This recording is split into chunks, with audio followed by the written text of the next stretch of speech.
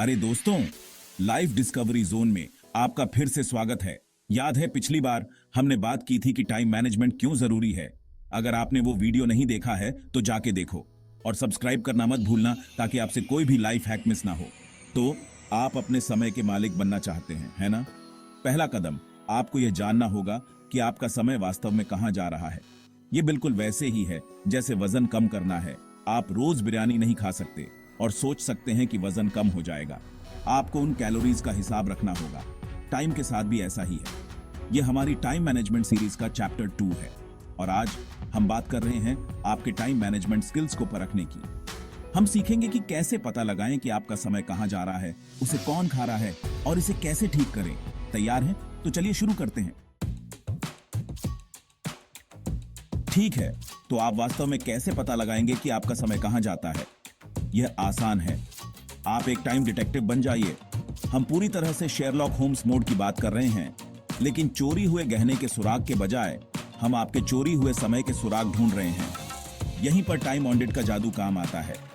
चिंता मत करो, यह सुनने में जितना डरावना लगता है उतना है नहीं। टाइम ऑडिट कहने का बस एक फैंसी तरीका है कि आप कुछ दिनों के लिए जो कुछ भी करते हैं उसे लिखने जा रहे हैं। और मेरा मतलब सब कुछ है, अपने दांत ब्रश करने से लेकर इंस्टाग्राम पर स्क्रॉल करने तक। ये क्यों जरूरी है? क्योंकि आप सोच सकते हैं कि आप सोशल मीडिया पर दिन में 1 घंटा बिताते हैं, लेकिन जब आप वास्तव में इसे ट्रैक करते हैं तो आपको पता चलता है कि यह 3 घंटे से ज्यादा है। और फिर आप सोचते हैं, अरे वाह, ये 3 घंटे हैं जिनका उपयोग मैं एक नया कौशल सीखने या आखिरकार अपना कमरा साफ करने के लिए कर सकता था। अब आप वास्तव में अपना समय कैसे ट्रैक करते हैं? अच्छी खबर यह है कि आपके पास विकल्प है।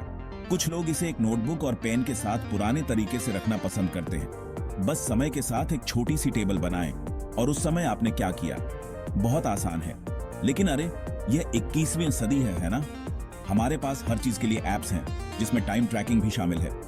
वहां ढेर सारे एप्स हैं, कुछ मुफ्त हैं, कुछ के लिए आपको भुगतान करना होगा, लेकिन वे सभी मूल रूप से एक ही काम करते हैं। आपको अपने समय को एक बॉस की तरह ट्रैक करने में मदद करते हैं। मेरी सलाह, कुछ अलग अलग तरीकों को आजमाएं और देखें कि आपके लिए सबसे अच्छा क्या काम करता है। हो सकता है कि आपको चीजों को शारीरिक रूप से लिखने की संतुष्टि पसंद हो, या हो सकता है कि आप उस डिजिटल लाइफ के बारे में हो जो भी आपको पसंद हो। सेक्शन 4, समय बर्बाद करने वालों को पहचानना। एक बार जब आप कुछ दिनों के लिए अपना समय ट्रैक कर लेते हैं तो डेटा का विश्लेषण करने का समय आ गया है। यहीं पर आप अपनी जासूसी टोपी पहनते हैं और पैटर्न की तलाश करते हैं। क्या आप कुछ खास वेबसाइट्स पर बहुत ज्यादा समय बिता रहे हैं? क्या आप लगातार नोटिफिकेशन से परेशान हैं? अपने आप से ईमानदार रहें।